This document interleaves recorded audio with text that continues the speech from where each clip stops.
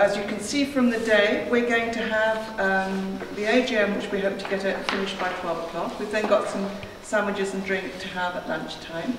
And then we have our 3 pairs of talks, or 3 sets of talks this afternoon. Francis, our president and founder of the Landscape and Arts Network, to just give a short presentation. So, Francis, can we welcome you? Good morning, friends and enemies. I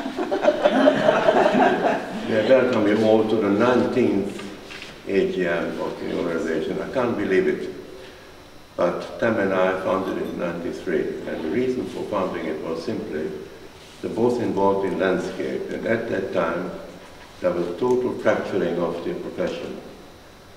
Artists and architects and landscape architects did not mix, and architects and landscape architects looked down on artists as being inferior. So we felt that something had to be done, and we advertised a meeting at the building center. And to great surprise, it was absolutely filled, many landscape architects. Unfortunately, they gradually left, and now the composition of the network is mainly landscape artists and allied professions, sculptors and so on, of course, and very few landscape architects, very few indeed. And I'd like to just read to you one paragraph from the, we had an exhibition called Private Dreams and Public Art in the building center, in Carcross, in this gallery. And the first paragraph reads like this, and I think it sums up exactly what we stand for. The Landscape and Arts Network is a unique blending of interests, appealing to architects, environmentalists, artists, and crafts practitioners. In fact, all disciplines with concerns with the environment and creative activity. Provides common ground between the commercial components of managing the landscape, such as landscape architects, the more solitary or even introspective approach of the painter or printmaker. And so it goes on.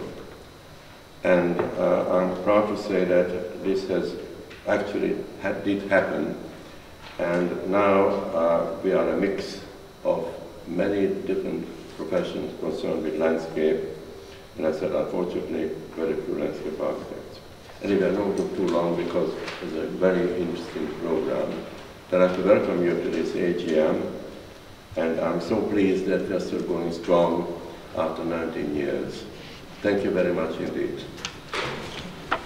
I'm chairman of the trustees of the Landscape and Arts Network, of which Francis is an original trustee, of course, and still a trustee.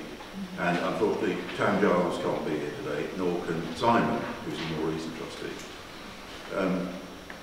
And I thought perhaps I'd just tell you first how I got involved in the Landscape and Arts Network. I went along to something 15 years ago, probably, at the Garden Museum, and suddenly the then editor of Landscape Design, the Landscape Institute's magazine, said, "Oh, you must meet Francis Carr." And he looked at my lapel badge and he said, "Was your father an artist?" As it's an unusual name. I said, "Yeah." He said, "He taught me at the Central School in 1938. I'd forgotten it the other day. I said 1948. He said, "No, it's 1938. So, I need to say, I couldn't say no, I had to come and call. We hear from Biddy, Noakes and Bob Orange about the Coalstones Cut, which was, which I'll tell you about, and then we're going on to the Teesdale Landscape Partnership, the Heart of Teesdale Landscape Partnership.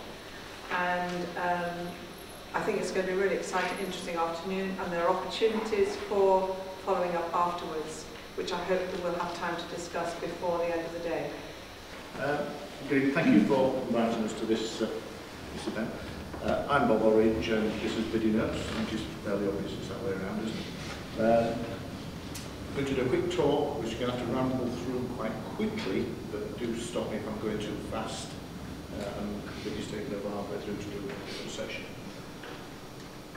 This is the quarry that I operate. It's a coalstones quarry, it's a limestone quarry. It isn't like the ragstones, very narrow, shallow bedding. Is a very deep bedding. The limestone's never been bottomed. This quarry is about 100 metres deep, and that area there is about 30 odd hectares, so it does have some commonality with the ragstone quarries. It is a handsome quarry as well, so there's a little bit more of a linkage. Just 750,000 tonnes a year in the good times. Now aren't the good times, so we're doing sort of 500,000.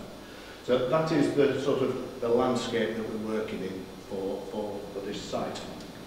Alanson and Charlotte Hersey from Teesdale have come down especially to make this presentation, and I think are looking for a long-term relationship with the Landscape and Arts Network, which I'm sure we'll hear about. So can I now hand over to Charlotte and Ewan? Launched formally in November. So this is partly about what the landscape partnerships are aiming to achieve at local level with the Help Heritage Lottery Fund.